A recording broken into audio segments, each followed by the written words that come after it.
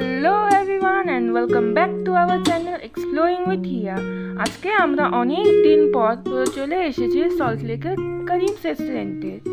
এই রেস্টুরেন্টের অ্যাম্বিয়েন্সটা আমাদের খুব অ্যাস্থেটিক লেগেছে, এক কথায় অসাধারণ।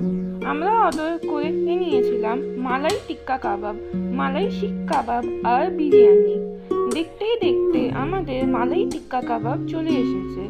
টিক্কা কাবাবটা সুন্দর খেতে ছিল। এরপর চলে এলো আমাদের মালাই শিক কাবাব। এটা তাড়াতাড়ি এসে গেছিল, তাই ভালো করে রেকর্ড করতে পারি।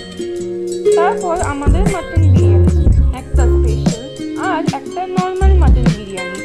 এতদিন জানতাম নর্মালে ডিম থাকে না, কিন্তু ওমা বাবার নর্মাল বিরিয়ানিতে ডিম পাওয়া গেছে।